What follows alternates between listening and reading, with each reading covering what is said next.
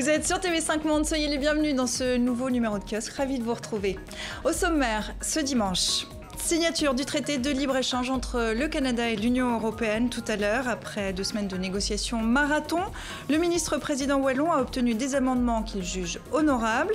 Est-ce une victoire de la démocratie? Y aura-t-il un avant et un après négociation de CETA? Et si le plus dur commençait seulement maintenant? La Gambie se retire de la Cour pénale internationale. Justice coloniale occidentale contre les Africains, comme le dénonce Banjul. La CPI est-elle raciste? La Gambie, après le Burundi, après l'Afrique du Sud, d'autres pays vont-ils suivre le mouvement? Cela ouvre-t-il la voie à un retrait concerté des États africains? Les Ivoiriens votent sur le référendum constitutionnel. Disparition de l'article sur l'ivoirité, création d'un Sénat et d'un poste de vice-président, plus de plafond d'âge à la présidentielle. Ce texte est-il taillé sur mesure pour le président Ouattara? C'est ce que lui reproche l'opposition, vent debout, partisane d'un boycott des urnes. Au Venezuela, la fronde contre le président Maduro s'intensifie. Sera-t-il révoqué par référendum comme l'autorise la Constitution? Gouvernement et opposition campent sur leur position. Le dialogue sous l'égide du Vatican a-t-il une chance d'aboutir? Le pays est-il au bord de l'implosion? Et pour en parler ce dimanche, voici tout de suite nos kiosqueurs. Sabine Sessou, journaliste indépendante, vous collaborez au mensuel international Afrique Magazine, au site web de RFI et au Monde diplomatique, auparavant correspondante à Johannesburg, puis reporter Afrique au service étranger du quotidien français Libération. Déborah Berling, journaliste indépendante, vous travaillez pour Radio France Internationale et pour le quotidien brésilien O Globo, dont vous avez été pendant 20 ans la correspondante en Europe. Jean-Christophe Ploquin, rédacteur en chef de La Croix, quotidien français chrétien et catholique. C'est là que vous avez fait votre carrière depuis le début des années 90, successivement en charge du Proche-Orient, de l'Union européenne, puis chef du service international.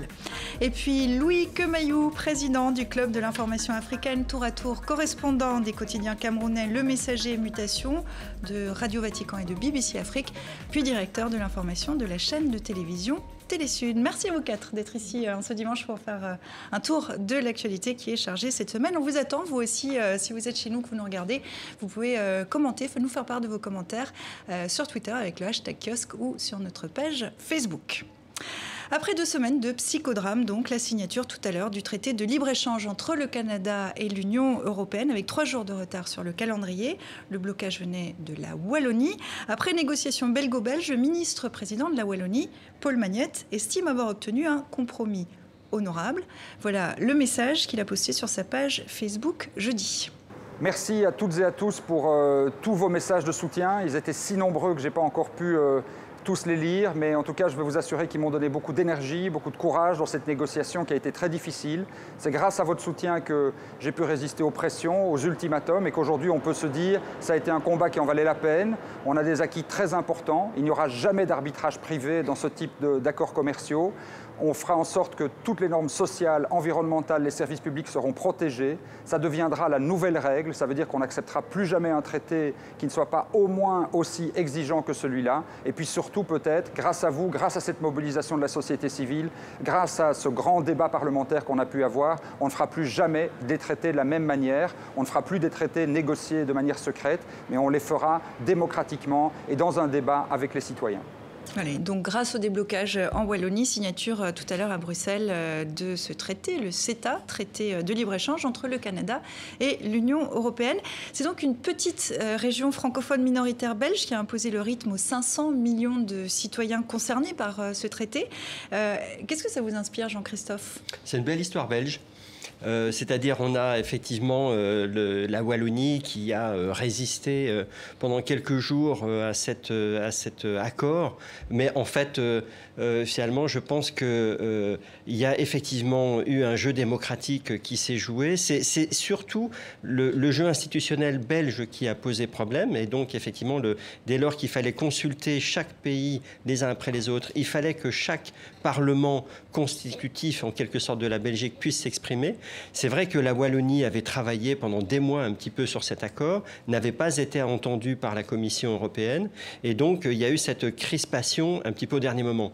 Je pense qu'on vient d'entendre Paul Magnette, c'était déjà acquis qu'il n'y aurait pas de tribunal privé, d'arbitrage privé. C'est le principal problème, motif d'inquiétude sur ce traité. Et notamment un socialiste, mais français, c'est celui-là, puisque Paul Magnette est socialiste belge, mais un socialiste français, le Matthias Fekl, qui est le ministre du Commerce extérieur en France, ça fait déjà plusieurs mois qu'il dit que, grâce à lui d'ailleurs, le problème du tribunal d'arbitrage avait été réglé.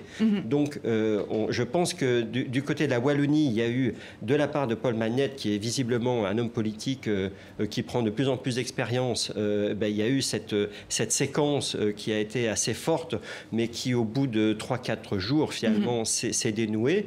Donc voilà, je pense que le monde entier connaît la Wallonie aujourd'hui. Et Paul Magnette. Et je pense que cet accord de libre-échange entre le Canada et l'Union européenne, c'est plutôt une bonne chose qu'il rentre en vigueur dans les prochaines années. Est-ce que ça veut dire que désormais, grâce à Paul Magnette dont vous parliez, grâce à la Wallonie, grâce à ce processus, est-ce que ça veut dire que le traité est désormais sous surveillance en Wallonie, en Belgique, mais peut-être ailleurs aussi? Louis? Non, mais ce qui est certain, c'est qu'on est quand même dans une phase où, quand on n'a pas une caisse enregistreuse à la place du Parlement, on arrive quand même à exprimer des idées et à les faire entendre. Dans les pays africains, par exemple, nous sommes en pleine négociation avec l'Union européenne sur les accords de partenariat économique.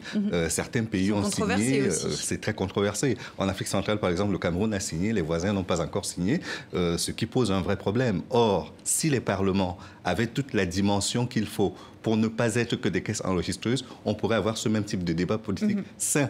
Parce que c'est un débat sain qu'on n'a malheureusement pas au sein des classes politiques africaines. Et là, cela permettrait de renégocier et d'éviter surtout que l'on détruise le tissu économique très précaire qui est en train de se bâtir, que ce soit dans l'agriculture ou même dans l'embryon d'industrialisation qui se met en place et qui est malheureusement détruit par ces accords. Déborah. Pour moi, c'est plus qu'une histoire belge, parce qu'on observe sur le plan international une énorme résistance par rapport aux accords commerciaux, pas seulement au sein de l'Organisation mondiale du commerce, mais aussi les accords régionaux.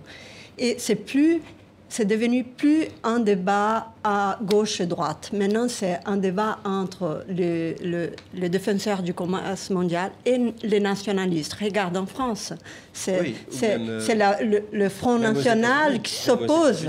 C'est le Front National qui s'oppose. Donald Trump aux États-Unis est opposé au libre-échange aussi. Mais bien sûr. Oui. Quand traditionnellement, les Américains, les républicains américains étaient pour le libre-échange. Donc il y a une inversion aujourd'hui. Le débat n'est plus un débat de gauche et droite. Il y a une résistance générale aux accords commerciaux. On va passer en revue parce que je pense que ça va reprendre un certain nombre de points que vous avez évoqués. On va reprendre quelques déclarations de Paul Magnette. Vous me dites si vous êtes d'accord avec lui ou pas. On a déjà commencé à aborder un certain nombre de ces questions. Paul Magnette dit que désormais on ne négociera plus des traités de manière aussi secrète. Il est naïf ? Non, mais Sabine ? je pense que c'est à la fois important de mettre ces traités sur la place publique, mais aussi de les expliquer, parce que depuis le début de notre conversation, on ne sait, pour le téléspectateur lambda, on ne sait même pas de quoi on parle. Et là, on en a déjà parlé. Oui, donc, d'accord, mais c'est vrai. C'est quand même un problème. C'est très abstrait, c'est abscon, et il suffirait, par exemple, de dire bon, ok, un traité de libre-échange, ça veut dire abolition des taxes douanières. C'est bien ça. C'est plus que ça. C'est plus que ça, mais en l'occurrence, ça en fait partie. Ça en fait partie. Ça veut dire qu'on peut commercer librement et que l'État, en gros, les termes du problème, c'est que l'État a moins de leviers pour faire valoir ses politiques industrielles et commerciales. On est d'accord. Donc le populisme qu'il y a dans tous ces débats, il est aussi sur la question du rôle de l'État, qui est central aujourd'hui. C'est tout. Moi, je pense qu'il faudrait simplifier les termes du débat, et je suis d'accord avec Paul Magnette, c'est bien que ce soit sur la place publique, mais il faudrait que ce soit en des termes un peu plus clairs. Alors l'État, à mon avis, il n'abandonne pas le terrain. Par exemple, dans l'accord avec le Canada, de l'Union européenne et le Canada, l'Union européenne, mais poussée par la France, a fait accepter l'idée d'appellation d'origine contrôlée, on va dire. Donc le Canada va accepter qu'un certain nombre de produits français, italiens, grecs sont protégés et qu'on ne peut pas appeler tel produit camembert, ou voilà. Et donc, c'est bien la puissance publique qui a mis cet enjeu sur la table et qui a obtenu effectivement du Canada la reconnaissance de cette protection. Et c'est vrai que ce qui est très important, c'est que, et là je pense que Paul Magnette avait ça en tête, finalement ce traité avec le Canada, c'était perçu comme une sorte de répétition avant le traité avec les États-Unis. Alors on va y venir, parce que ça c'est une autre de ces déclarations. Avec le CETA amélioré, le TAFTA est mort et enterré, en référence donc à cet accord avec les États-Unis, qui est un accord à peu près équivalent, qui pour l'instant est un peu bloqué. Le nouveau CETA, c'est la mort du TAFTA ? Ou est-ce que c'est un cheval de Troie qui va permettre au TAFTA d'accéder à l'Europe ? Bon, je pense qu'il faut souligner qu'il y a une différence majeure. Avant, ces genres d'accords étaient surtout pour la réduction des droits de douane. Aujourd'hui, on est en train de discuter la convergence de normes, que ça touche pas seulement les produits, mais ça touche tout, les normes pour l'environnement, ça touche les citoyens. Donc vous avez raison quand vous mentionnez la manque de transparence, parce qu'aujourd'hui, tous les livres échangés sont en train de reconnaître qu'ils ont échoué dans la transparence. Et c'est pour ça qu'on a un tel revers contre les accords commerciaux. Jean-Christophe, sur cette question, est-ce que c'est un cheval de Troie ou pas ? Alors, je pense que pour les normes, l'Union européenne, c'est 15% du commerce international. Et donc, c'est un poids lourd face au Canada, par exemple. Donc, l'Union européenne est capable de dire, voilà quelles sont mes normes environnementales, voilà quelles sont mes normes sociales, et voilà celles que j'entends défendre. Et donc, on ne fera un accord que si vous acceptez mes normes sociales et environnementales. Et donc, c'est ce qui se négocie. Parfois, ça marche, parfois, ça ne marche pas. C'est vrai que ce sera beaucoup plus compliqué quand il faudra reprendre la négociation avec les États-Unis. On peut considérer que l'accord TAFTA, effectivement, il est mort.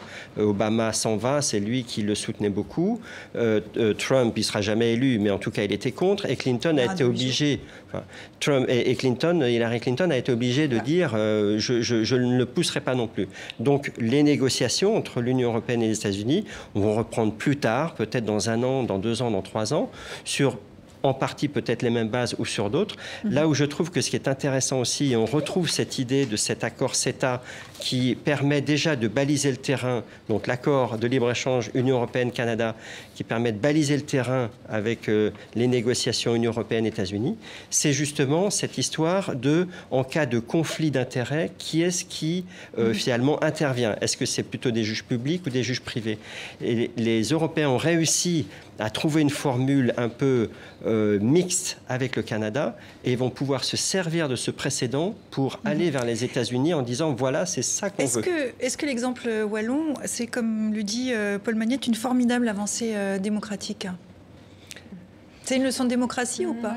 Qu'un Parlement qui représente 1% de la population concernée bloque un traité international ? Là, on est vraiment dans le jeu belgo-belge. Donc c'est pour ça qu'on a parlé d'un accord belgo-belge. C'est qu'il fallait que les Belges, entre eux, avec le système institutionnel qu'ils ont, qui est très complexe, il fallait qu'ils trouvent un accord entre eux.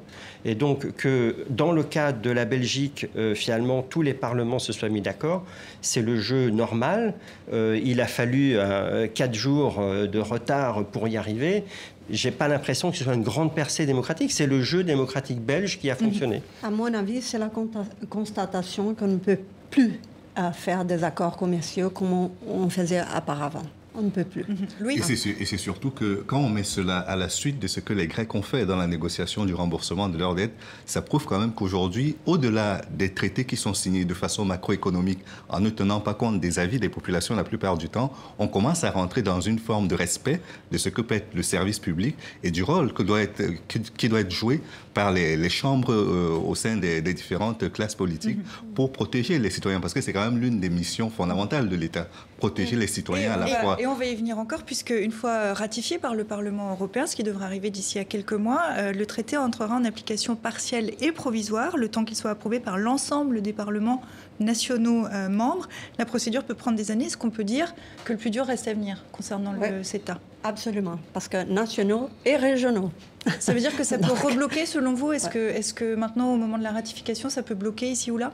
Alors, c'est là où j'entends bien ce que dit Louis Comayou, et en même temps, effectivement, est-ce que la démocratie, c'est vraiment justement de descendre jusqu'où il faut descendre? Est-ce qu'il faut descendre au niveau communal pour être sûr qu'une grande métropole française sera d'accord avec ce traité international? Moi, je pense que les gouvernements, ils représentent, c'est les exécutifs qui ont été portés au pouvoir par leur population.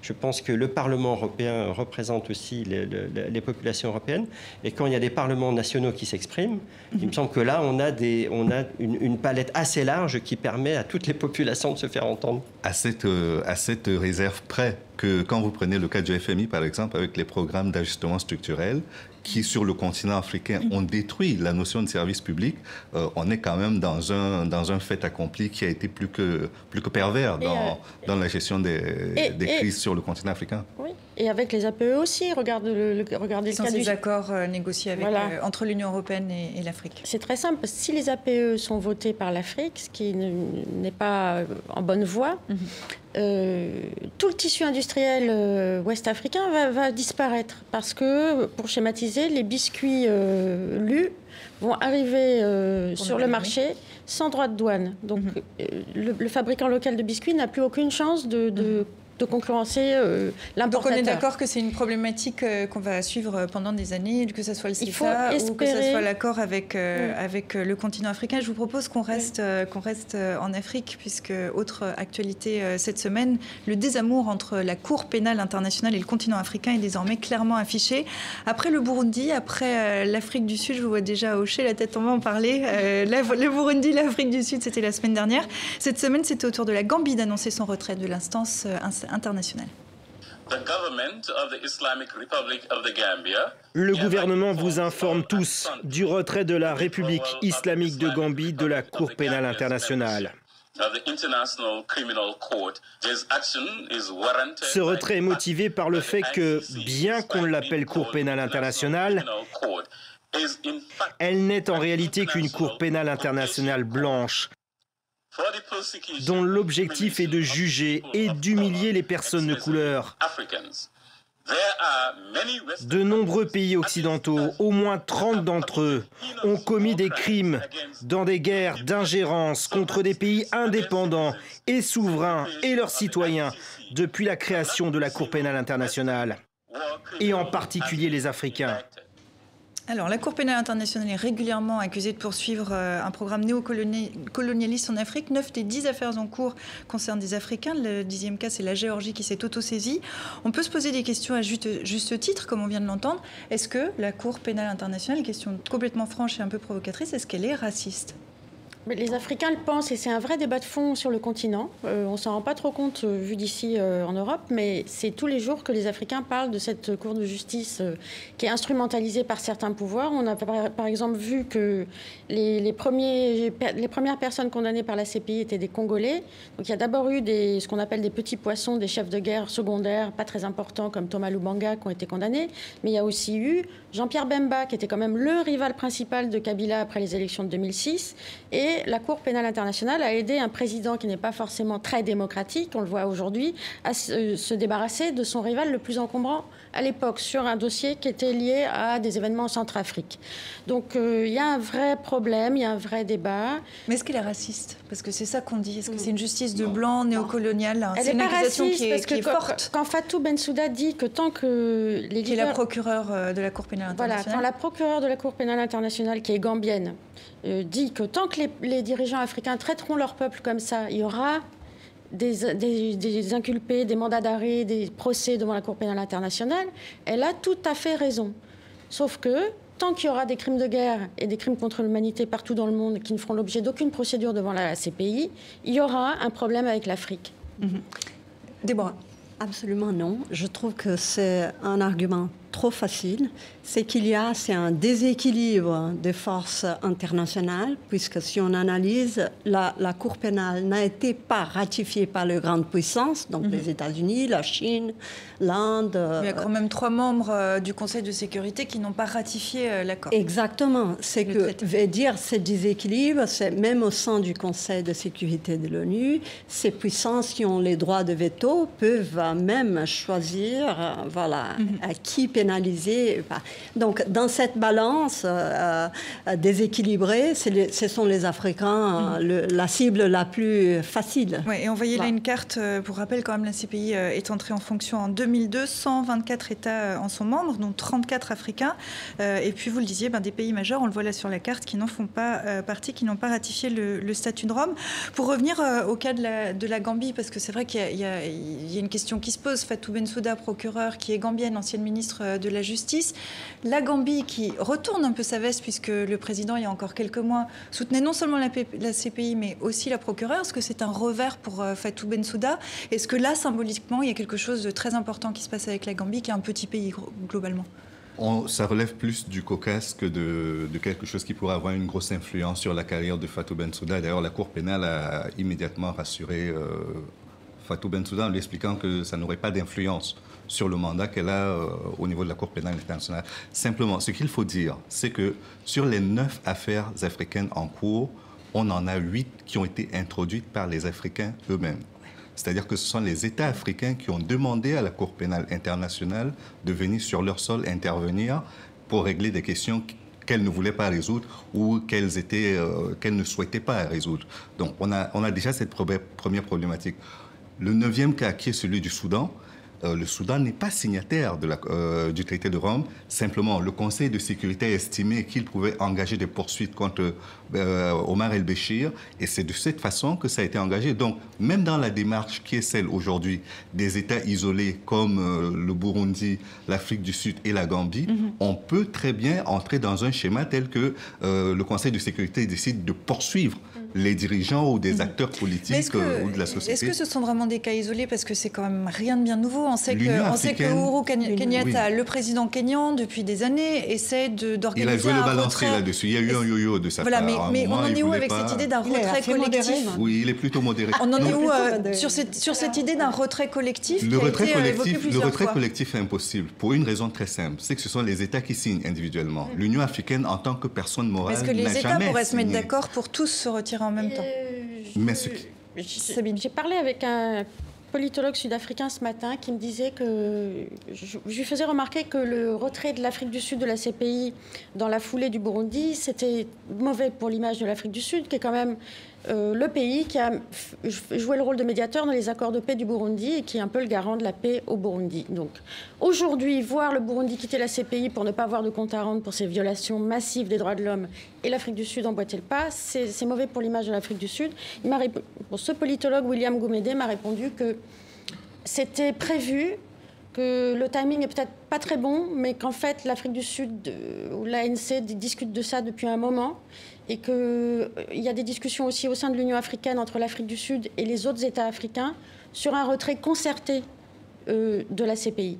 Parce que l'Afrique du Sud est très mécontente de voir les États-Unis, qui ne sont pas signataires du traité de la CPI, du statut de Rome, oui, donner des avis quand des pays comme le Burundi décident de quitter la CPI. De quel droit les États-Unis peuvent donner des avis sur certes, mais une institution dans le cas de l'Afrique du pas. Sud, qui était quand même un pays sur lequel la CPI pouvait s'appuyer, est-ce que c'est pas aussi une question un peu de politique intérieure dans un pays où on voit que Jacob Zuma est contesté, etc. Est-ce qu'il n'y a pas des raisons intérieures? Non, parce qu'il y a une justice en Afrique du Sud, et pour les pays où la justice est vraiment défaillante, la CPI compte, mais en Afrique du Sud, il y a une justice qui fonctionne, qui est encore un petit peu indépendante. Il y a de vrais contre-pouvoirs dans la société sud-africaine, et c'est pas une question de politique intérieure, c'est plus une question de diplomatie, au contraire.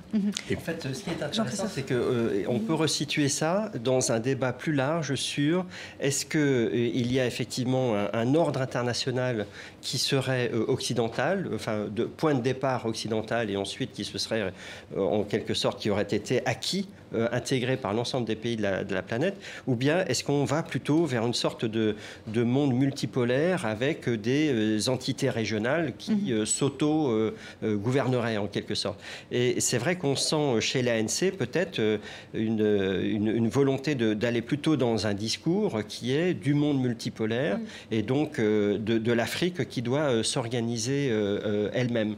Je pense qu'effectivement le statut initial de la CPI pose problème, c'est-à-dire que le fait qu'un certain nombre de grandes puissances ne soient pas signataires, le problème de la CPI, c'est qu'elle n'est pas universelle. La CPI, voilà. On est d'accord. Mais en même temps, le projet, je veux dire, le mouvement, c'est quand même, il va dans le bon sens. C'est quand même l'idée qu'effectivement, il y ait des critères en matière de droits de l'homme, en matière de définition de ce que c'est un crime de génocide, un crime de crime contre l'humanité. Voilà, il y a des critères internationaux, ils ne sont pas particulièrement occidentaux.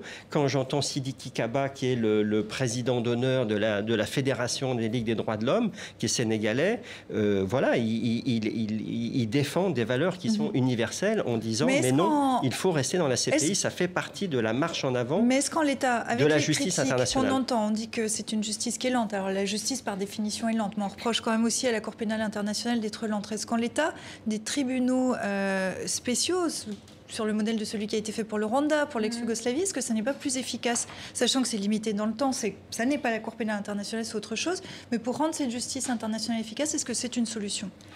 À mon avis, c'est vital. Hein. Un monde instable a besoin de plus de droit international et pas le contraire. Sauf qu'il n'est pas respecté. On le voit dans le cas de la Cour pénale internationale, des pays qui ne ratifient pas l'accord. Donc c'est vrai que ça affaiblit la Cour pénale internationale. Est-ce que des tribunaux bien particuliers seraient une solution? Bien sûr, c'est pas un modèle parfait. Mais si on regarde la charte, le statut de Rome, ça n'empêche pas les États de s'organiser pour ça. Le CPI, il entre là où l'État a échoué, hein, où le criminel de guerre qui est à la tête de l'État, comment est-ce qu'on fait? Est-ce que vous pensez qu'il va initier un processus contre lui-même? Bien sûr que non. Donc il faut une instance internationale pour ça. Les tribunaux spéciaux sur l'Afrique ont montré leurs limites, ont montré d'abord leur succès, mais aussi leurs limites. Alors il y a le tribunal, vous faites référence au tribunal qui a jugé Hassan Abri, l'ancien dictateur tchadien? Non, ça c'est une cour spéciale de justice, c'est pas un tribunal spécial, c'est une cour de justice africaine. C'est sans précédent, ça fait jurisprudence d'ailleurs, parce que c'est la première fois qu'un chef d'État été jugé en Afrique pour des crimes commis chez lui. Voilà. C'était au Sénégal où Hissène Habré s'est réfugié. Mais ce qu'on peut dire sur les tribunaux spéciaux qui sont formés sous l'égide de l'ONU après des conflits pour essayer de faire régner la justice et un semblant de réconciliation et de semer des graines de paix pour résoudre des conflits vraiment très violents comme au Rwanda, en Sierra Leone, etc. C'est qu'on a vu dans le cas du Rwanda la limite du tribunal, puisque tout s'est arrêté au moment où le tribunal a commencé à enquêter sur les crimes de guerre du FPR, le parti au pouvoir à Kigali. Donc on s'est rendu compte que la diplomatie était plus forte que la justice, et ça a fait beaucoup de frustration finalement, ce tribunal. Pour la Sierra Leone, différent. Pour la première fois, on a un ancien chef d'État, Charles Taylor, qui est arrêté, inculpé et condamné, enfin pas condamné mais jugé devant des instances internationales. Et ça, c'est un tournant historique dans l'histoire africaine. C'est-à-dire que tous les chefs d'État ont des raisons maintenant sérieuses d'avoir peur de finir un jour, comme Charles Taylor, dans un bocal, une sorte d'aquarium qui est une cour de justice internationale. Pour conclure sur la Cour pénale internationale, est-ce que le retrait de ces trois pays-là, quelle est l'échelle de gravité de ce qui est en train de se passer pour la Cour pénale internationale? Pour conclure, Louis. C'est plus une annonce qu'un retrait. Parce que la réunion des États parties a lieu le mois prochain. Et puis, quel que soit le cas de figure, ce n'est pas avant 1 an que ce retrait sera effectif. Le Burundi a envoyé la notification, ça prendra 1 an en effet. C'est une annonce qui est faite et tous les autres pays seront dans le même cas de figure. Le prochain sommet de l'Union africaine se tient en janvier. On verra combien de pays d'ici là auront décidé de sortir, ou si c'est pendant le sommet qu'ils décideront de rendre public leur décision de quitter la Cour. Mais ce qui est certain, c'est qu'aujourd'hui encore, on a des pays africains qui sollicitent la Cour pénale. Prenez le Gabon, après le conflit post-électoral qui a eu lieu, à la fois le gouvernement et l'opposition ont appelé la Cour pénale internationale à venir intervenir. Est-ce de l'infantilisme? Est-ce autre chose? Je n'en ai aucune idée. Mais ce qui est certain, c'est qu'on gagnerait aujourd'hui à rendre les justices africaines beaucoup plus crédibles. Et puis, dernière chose au tableau, c'est que la Cour africaine des droits de l'homme, elle a son siège quelque part dans un pays qui s'appelle la Gambie. Donc, ça existe. Mais il faudrait simplement qu'il y ait une certaine relation de confiance entre les justiciables et les cours qui sont mises en place, afin qu'on ait quand même l'impression que l'impunité n'est pas n'est pas quelque chose de partagé au niveau des dirigeants. Ça me paraît être une parfaite conclusion. Si vous en êtes d'accord, on verra en effet, comme vous le disiez, en janvier, si on y verra plus clair au moment du sommet de l'Union africaine. On reste en Afrique, puisqu'on va se poser cette question, est-ce qu'une troisième république va voir le jour en Côte d'Ivoire? Presque un an après sa réélection, le président soumet son projet de constitution aux Ivoiriens qui se prononcent ou ne se prononce pas en ce moment même. Le 5 octobre dernier, Alassane Ouattara présentait ce projet devant le Parlement. On le réécoute. Je me tiens devant vous avec cet avant-projet de constitution, avec la ferme conviction que son adoption permettra à notre beau pays d'aller au-delà de la vision de nos pères en jetant les bases d'une Côte d'Ivoire plus stable et en paix. Alors, l'opposition ivoirienne accuse le président d'avoir promu un texte à sa mesure pour renforcer son pouvoir. Avant de passer en revue, on va le faire, les principales nouveautés du projet constitutionnel. Première chose, Alassane Ouattara, on vient de l'entendre, dit vouloir léguer un cadre stable pour le futur. Est-ce que cette constitution le permettrait ?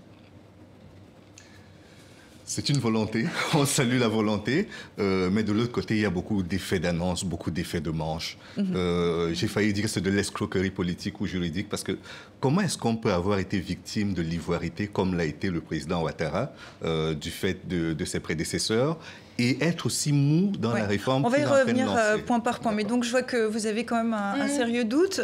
Il dit aussi vouloir réunifier la Côte d'Ivoire. Comment c'est possible avec une opposition absente du Parlement qui boycotte Oui. En fait, c'est la configuration avec un exécutif tricéphale qui serait supposé réunifier la Côte d'Ivoire, puisque la Côte d'Ivoire se divise en 3 grands groupes ethniques. Et le sous-entendu, c'est qu'on fait une sorte de partage du pouvoir avec un poste de président, de vice-président, en conservant le poste de Premier ministre. Et ça soulève une question qui est celle de la succession, en fait. La constitution actuelle, enfin la constitution sur laquelle la Côte d'Ivoire vote aujourd'hui, soulève la question de la succession qui est vraiment la gangrène, le mal, le poison ça empoisonne absolu la Côte d'Ivoire depuis des années, depuis la mort d'Houphouët-Boigny. Mais pas seulement de la Côte d'Ivoire. Dernier point, puis après on va reprendre tout ça point par point, parce que je pense que chaque changement de cette constitution mérite qu'on s'y arrête un petit peu. Les Ivoiriens n'ont eu finalement que 2 semaines pour prendre connaissance du projet de 150 pages. Il a été approuvé, on voyait tout à l'heure Alassane Ouattara devant le Parlement, c'est le 5 octobre, le 11 octobre, ce projet était approuvé par le Parlement. Donc 2 semaines, pourquoi cette urgence? Est-ce qu'il y a un manque de transparence? En tout cas, c'est vrai que c'est un délai beaucoup trop court pour que la population puisse prendre connaissance de ce texte. Et donc là, il y a une faille qui donne du coup des arguments à l'opposition quand elle appelle à boycotter le scrutin.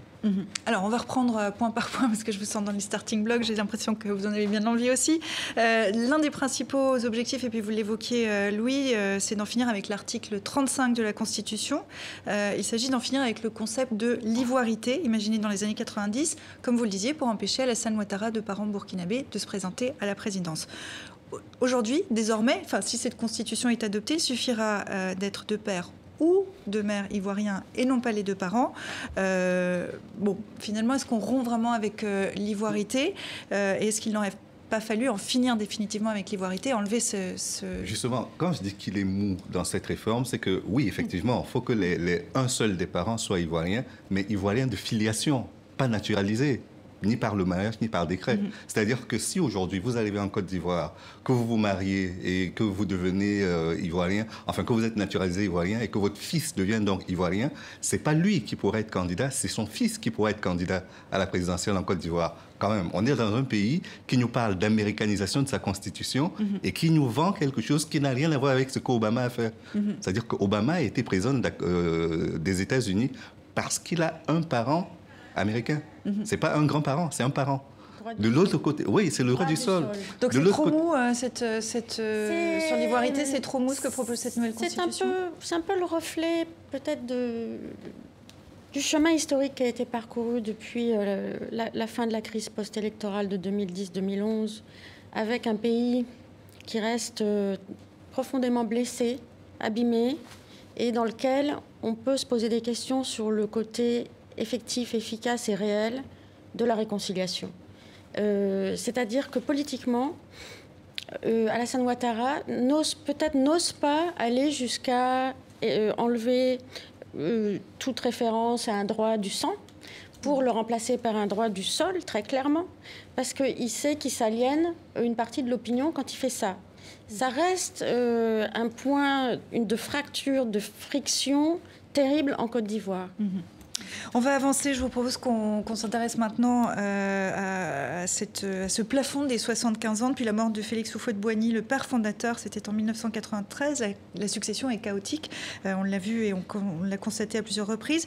La nouvelle constitution prévoit en fait la suppression de la limite d'âge maximale de 75 ans pour être candidat à la présidence.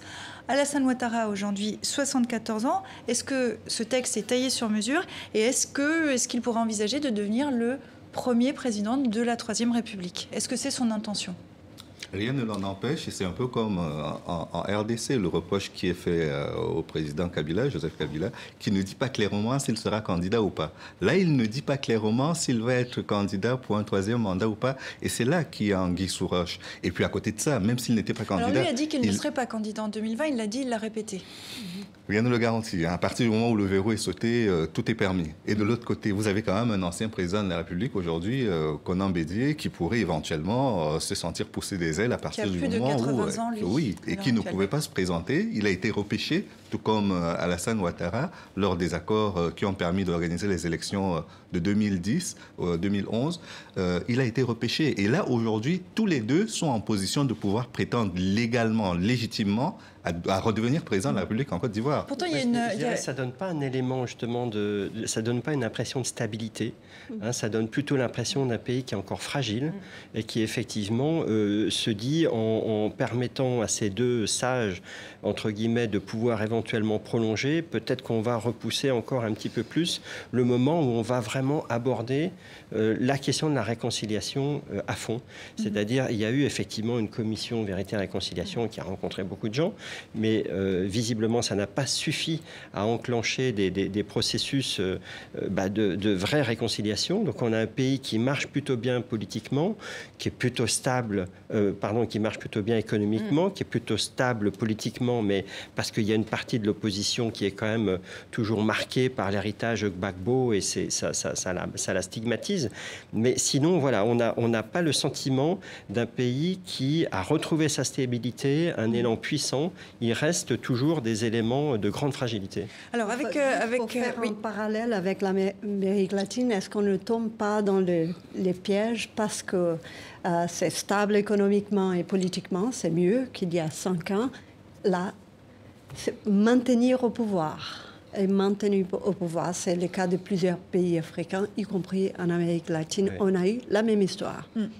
Avec cette réforme constitutionnelle, autre nouveauté, la création d'un poste de vice-président, on l'évoquait tout à l'heure, vous l'évoquiez Sabine, est-ce que c'est aussi alors vous évoquiez cette direction tricéphale, mais est-ce que c'est aussi adouber un successeur? Ça sera un ticket à l'américaine.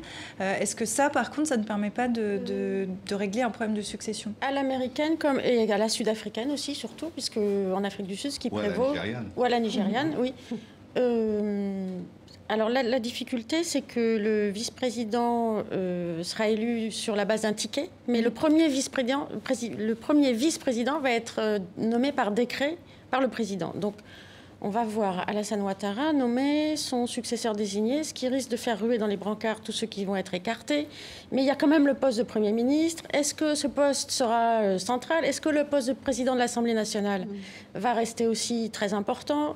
Tout ça... Donc c'est un cocktail dont on ne sait pas du tout ce que ça peut donner. C'est une page d'histoire qui va s'écrire et elle va s'écrire comme elle s'écrira, on ne peut pas savoir. Et il faut ajouter à cela la création du Sénat. Alors j'allais y venir. Qu'est-ce que ça changerait ça? Est-ce que ça renforce la démocratie ou c'est la caisse de résonance du pouvoir puisqu'un tiers des membres serait choisi par le président? Et le 2/3 restant sera élu de façon indirecte. C'est-à-dire que si, comme dans le cas d'aujourd'hui, l'opposition se retire des élections et que c'est seul le parti au pouvoir qui y va, on aura 2/3 du Parlement qui sera constitué par le même parti ou la même alliance de partis. Et puis, un tiers qui sera nommé par le président de la République. Comme caisse de résonance, on ne fait pas mieux. Et ça coûte de l'argent. Pour moi, je serais un peu plus... Je crois que c'est plus complexe que ça. Je pense que ça peut être un gage de stabilité d'avoir un Sénat dans un pays comme la Côte d'Ivoire, parce que ça permet à tous les vieux crocodiles du marigot politique ivoirien de pantoufler tranquille et de cesser d'avoir une capacité de nuisance. Mais entre-temps, on vous dira que l'argent travaille et que la population continue de trimer sans savoir quelle est la couleur de cet argent qui travaille. Que le problème, il est là. C'est qu'on fait plaisir à une élite politique et on néglige toute la souffrance de la population à côté. On cherche des personnalités qualifiées, d'accord. On prendra des économistes, on prendra des... Mais ce sont toujours des amis politiques ou des ennemis politiques qu'on essaie, ou des ennemis politiques peut-être, mais qu'on essaie de rattraper puisque c'est le marchandage. On débauche, on place et puis on est tranquille. Il n'est pas question, je pense, de s'acheter des opposants, mais de faire en sorte que tout le monde travaille pour le pays dans une assemblée ou dans une enceinte où c'est possible de se retrouver et au lieu de s'affronter dehors, de se parler dedans. C'est un peu ça le principe. C'est pas bête. Moi, je trouve que c'est pas... C'est pas bête, mais c'est coûteux. C'est coûteux pour un pays qui n'est pas... Oui, mais la paix n'a pas de prix. Espérons-le. Alors vous dites c'est coûteux, ça va coûter aux Ivoiriens. On va quand même s'intéresser à eux pour terminer, puisqu'ils votent au moment où nous parlons. Regardez ces deux unes de presse qui sont à l'image de la Côte d'Ivoire, c'est-à-dire polarisées. D'un côté, le patriote incite à les voter, c'est à gauche. À droite, vous le voyez, notre voix appelle à boycotter. Une victoire de oui est pronostiquée, puisqu'il y a cet appel au boycott de l'opposition. Le taux de participation, c'est l'enjeu majeur. Si le projet est rejeté par la population, que devrait faire le président ? Démissionner ? C'est pas prévu. Il n'a pas prévu de démissionner. Il n'a jamais dit qu'il allait mettre son mandat dans la balance si jamais... Remarquez que c'était un conditionnel. Il devrait, ça peut être aussi... Ça n'est pas prévu par la Constitution, parce que c'est un devoir moral auquel il devrait... Est-ce qu'il est prévu que le vote soit négatif ? Nous sommes dans l'hypothèse, mais ce qui est certain, vu quand même le taux d'abstention ou de boycott, il y a de fortes chances que la loi passe. Je n'ai aucun doute là-dessus. Simplement, c'est le climat social qui sera entretenu après qui pose question et il n'y a que l'avenir. Et à propos de ce climat social, est-ce que cette nouvelle constitution qui était prévue normalement à Marcoussis en 2003, donc ce que fait Alassane Ouattara, c'est aussi s'y résoudre et s'y tenir, pardon. Est-ce que c'est vraiment une priorité pour les Ivoiriens ? Parce qu'on voit quand même, il y a la question de l'emploi, il y a l'éducation, la santé, l'électricité. Est-ce qu'aujourd'hui, c'était une priorité pour les Ivoiriens ? À mon avis, il y a un élément économique qu'il ne faut pas oublier, que c'est la deuxième plus grande croissance d'Afrique, 9%. Bien sûr, il y a une chute de prix de matières premières qui affecte tous les pays africains, mais c'est quand même, si on regarde les pays il y a 5 ans, c'était un pays en faillite. Ce n'est plus le cas. Moi, je pense qu'une constitution, c'est jamais du luxe. On ne peut pas se poser la question en ces termes. On ne se pose jamais la question en ces termes pour la France, la Russie ou je ne sais quel autre pays. Pourquoi on se la poserait pour un pays africain ? Non. Une constitution, c'est une constitution. Ce n'est pas un produit de luxe. Ce n'est pas non plus un produit de première nécessité. Je pense que, vu ce que la Côte d'Ivoire a traversé avec son ancienne constitution, c'est parfaitement légitime de vouloir en changer. Après, les conditions dans lesquelles ce changement se fait, il faut les examiner, ces conditions, et voir si elles ne sont pas, elles aussi, porteuses de germes de conflits ultérieurs. C'est ça. Donc on verra le résultat de ce référendum. Et puis rappelons que le prochain temps fort de la vie politique, ce seront les législatives de décembre. Donc c'est un automne chargé en Côte d'Ivoire. Semaine chargée au Venezuela aussi, surtout pour Nicolas Maduro, depuis la suspension du processus de référendum révocatoire le visant. La crise s'est encore aggravée au Venezuela. Gouvernement et opposition s'accusent mutuellement de vouloir perpétrer un coup d'État. On écoute justement Nicolas Maduro. Ça va vous donner une idée du ton et du blocage en cours au Venezuela suite à une annonce de destitution. Si l'opposition viole la Constitution et lance ce supposé procès politique qui n'existe pas dans notre Constitution, le ministère public devra activer une procédure devant les tribunaux et mettre en prison tous ceux qui violeront la Constitution, même s'ils sont députés. Alors, chaque camp bataille avec ses armes, l'opposition grâce à la pression de la rue, le pouvoir avec les outils institutionnels, mais la fronde contre le président Maduro s'est intensifiée cette semaine. Comment on l'a résumé ? Il s'est passé tellement de choses, comment vous la qualifieriez? Oui, il y a donc un processus qui est lancé depuis longtemps, en gros depuis décembre 2015, quand l'opposition a remporté les élections législatives. Et du coup, ça lui a donné une dynamique politique extrêmement forte. Le parti de Maduro, le président au pouvoir, a été vraiment balayé.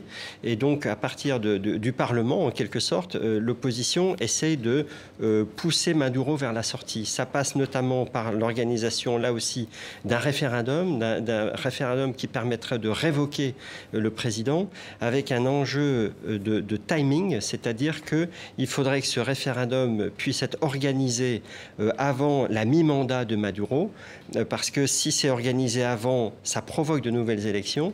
Si c'est organisé après, donc la date approche. C'est ça. Si c'est organisé après, il est peut-être révoqué, mais il est remplacé par l'actuel vice-président. Et donc pour l'opposition, évidemment, ça n'a pas la même portée que d'arriver à renverser et à provoquer de nouvelles élections. Donc on est dans le pouvoir, évidemment, essaie de gagner du temps, en s'appuyant notamment sur la commission électorale. Et l'opposition, elle, essaye de provoquer de grandes manifestations pour peser politiquement, pour montrer qu'il y a des centaines de milliers ou des millions de Vénézuéliens qui veulent le départ du président Maduro. Voilà, on est un peu effectivement dans une situation extrêmement crispée, avec des centaines de milliers de manifestants dans la rue, un peu de chaque côté, une armée qui jusqu'à présent est restée neutre, mais dont on sait qu'elle est plutôt du côté du pouvoir. Et donc voilà, on approche effectivement de cette date du mois de janvier, après laquelle finalement pour l'opposition il y aura eu un peu une opportunité perdue. Et on a le Parlement, qui est donc un Parlement d'opposition, vous le disiez, approuvé l'ouverture d'un procès en destitution du président, avec aussi cette échéance au 10 janvier, avec le référendum revocatoire. Selon vous, est-ce qu'il va arriver au terme de son second mandat, Nicolas Maduro? Ce n'est pas sûr, mais ce que me frappe dans les cas vénézuéliens, c'est que pour moi, c'est l'évidence de l'implosion de tout un rêve de gauche en Amérique latine. Pas seulement au Venezuela, mais un peu partout. Pendant 10 ans, on a vu tous les gouvernements de gauche accéder au pouvoir en Amérique latine, en commençant avec Hugo Chavez en Venezuela, après suivi par le Brésil, la Bolivie, l'Argentine. Et aujourd'hui, si vous regardez la région, il y a un renversement total. Mais c'est à rebours, en fait. C'est-à-dire que l'Argentine, c'est la fin des Kirchner. On a vu au Brésil, Dilma destituée. Dilma Rousseff. Est-ce que ce que vous nous dites aussi, c'est que c'est la fin du chavisme? Si on revient au Venezuela. À mon avis, c'est la fin du chavisme. Mais ça se passe pas mal. C'est une catastrophe. Enfin, ce pays est plongé dans une catastrophe économique terrible. Il y a peu de pays aujourd'hui au monde qui plongent aussi rapidement dans une situation de désorganisation et de misère pour les gens. Moi, ça me fait penser au Zimbabwe, si vous me permettez, je vais juste préciser un chiffre parce que je crois qu'il est vraiment, pour le coup, très parlant. 475% d'inflation cette année. Les projections du Fonds monétaire international pour l'année prochaine sont de 1660%. Donc vous le dites, des magasins vides. Enfin, c'est-à-dire que c'est c'est faire des aires de queue pour acheter une boîte de petits pois. Hein. Donc c'est vraiment une catastrophe. Et alors que ce pays regorge, compte parmi les principales réserves d'hydrocarbures au monde. Et donc c'est le chavisme effectivement a montré un peu sa faillite, c'est-à-dire que la redistribution socialiste, entre guillemets, des revenus du pétrole de façon très étatisée, débouche sur une situation où il n'y a plus rien dans les magasins, où l'inflation est galopante, où la criminalité est très grave. C'est l'un des pays les plus violents d'Amérique latine. Est-ce qu'il prend la mesure du problème? Parce qu'il a promis cette semaine 40% d'augmentation du salaire, je crois, minimum, du salaire minimum qui passera à $200. Mais avec quoi va-t-il payer? Oui, exactement. Exactement, ça c'est la question. Avec quoi il va payer? Oui. Parce que c'est intéressant, il faut faire un parallèle avec les prix du pétrole, parce que en fait, les premières années de gouvernement de Chavez, il a réussi à baisser la pauvreté au Venezuela, parce qu'il finançait avec l'argent du pétrole qui était à la hausse les projets sociaux. Qu'est-ce qu'il y a? la chute de 100 à 40 du prix du pétrole et tout d'un coup, l'État a les caisses vides. Aujourd'hui, le Venezuela est plus dépendant du pétrole qu'il y était avant Chavez. C'est absurde, ça. 95% de l'économie dépend du prix du pétrole. 95% des recettes de l'État, c'est le pétrole. Donc c'est une économie qui n'est pas du tout diversifiée, ça c'est sûr. Est-ce que le FMI pourrait mettre le pays peut-être sous tutelle? Est-ce que ça c'est une des solutions? C'est pas souhaitable du tout, je pense. Mais quelle autre solution? Qu'est-ce qu'il y aurait comme solution à l'heure actuelle au Venezuela dans cette situation? Fin du chavisme, situation économique absolument inextricable. Mais tout est lié à la gouvernance. Visiblement, il y a une crise politique d'abord qui doit être résolue par les Vénézuéliens eux-mêmes et non pas par des dictats extérieurs. Je pense que le peuple vénézuélien a l'air d'avoir l'intention de prendre son destin entre ses mains. Il y a des manifestations, il y a une opposition. Il n'y a pas de raison de penser que cette crise ne peut pas se résoudre au Venezuela. Mais ce qui est très intéressant, je trouve, c'est que il y a des parallèles à faire avec certains pays d'Afrique et ce qu'on appelle la Dutch disease, le syndrome néerlandais, c'est-à-dire cette maladie qui pourrit en fait toutes les économies dépendantes du pétrole, que ce soit en Angola, au Nigeria, en Algérie, en Libye. Toutes ces économies sont victimes d'une sorte de malédiction, c'est-à-dire que plus elles sont riches, plus elles sont pauvres. Plus ces pays sont riches, plus leurs populations sont pauvres, parce qu'une élite détourne la rente et s'en met plein les poches, tout simplement. Alors vous parliez d'une solution que les Vénézuéliens trouveront. Regardez la une de ce dimanche du plus grand quotidien vénézuélien. C'est aujourd'hui que commence le dialogue. On va conclure là-dessus. Le gouvernement socialiste et l'opposition se rencontrent sous la médiation du Vatican. Le dialogue a-t-il une chance d'aboutir ? Et sur quoi vont-ils négocier alors que les positions sont tellement figées? Alors, on sait que le cardinal Parolin, qui est le secrétaire d'État au Vatican, donc le ministre des Affaires étrangères, enfin le numéro 2 plus exactement du Vatican, a été nonce apostolique au Venezuela. Donc, il connaît très très bien la situation. Le mot de la fin pour vous? En tout cas, il faut rappeler que les Vénézuéliens ont eu 5 opportunités de vote, de renverser le Chavez et le chavisme par le vote. Ils n'ont pas réussi. Mais aujourd'hui, je crois que c'est indéniable pour la plupart qu'il faut une solution.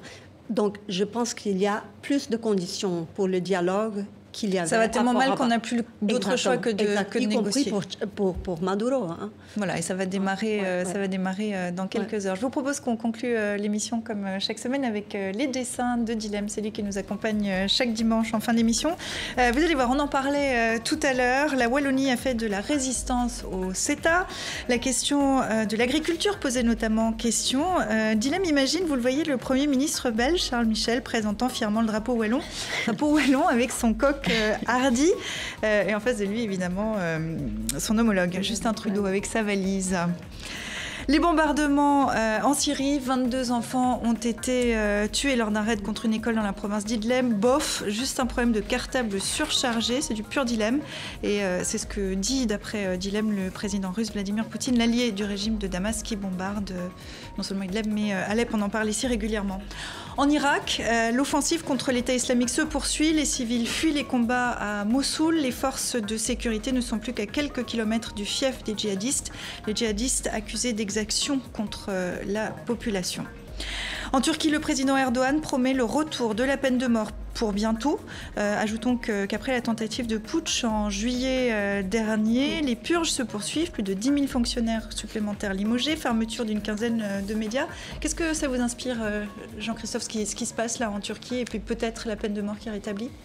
Si Erdogan rétablit la peine de mort, c'est évidemment un recul par rapport à la lutte mondiale contre la peine de mort. C'est aussi, il s'affranchit ou il s'éloigne vraiment à grands pas de l'Union européenne, puisque quand on veut être membre de l'Union européenne, on doit interdire la peine de mort. Voilà, bon, Recep Tayyip Erdogan est vraiment en train d'essayer d'affermir son pouvoir en éliminant tous ses opposants. C'est aussi une forme de populisme d'appeler au rétablissement de la peine de mort. Il est finalement plus faible qu'il n'y paraît et il utilise un peu ce type d'argument. D'un mot, votre réaction, Louis, d'un mot? Non, mais c'est surtout qu'il est en train de manifester le fait qu'il est en position de négocier avec l'Union européenne, parce que son rapprochement avec la Russie montre bien qu'il n'est pas dans le désespoir. Et comme il a un accord migratoire avec l'Union européenne, il n'est pas dépourvu de billes dans les négociations. Et là, s'il le fait, c'est qu'il est en situation de savoir que l'Union européenne n'est pas si confortable que cela pour lui taper sur les doigts. Ça sera un excellent thème pour Kiosque prochainement. Je vous propose qu'on termine avec le dernier dessin de dilemme. Ce coup de théâtre à la présidentielle américaine. Garder les mains en l'air, ordonne cet agent du FBI à Hillary Clinton, les mains levées dans un signe de victoire. Le directeur de l'agence fédérale dit disposer de nouveaux éléments dans l'affaire des mails. Quelle influence cela aura sur la présidentielle dans 8 jours? Car oui, dans 8 jours, nous connaîtrons le nom du futur patron du monde, le président des États-Unis. On en parlera dans le Kiosque. Merci à vous 4 d'être venus ici ce dimanche. Merci à vous qui nous regardez. N'hésitez pas à réagir sur les réseaux sociaux. Vous nous faites part de vos commentaires. Vous pouvez nous retrouver sur Facebook, sur Twitter. Je vous souhaite de passer une excellente semaine et je vous dis à dimanche prochain.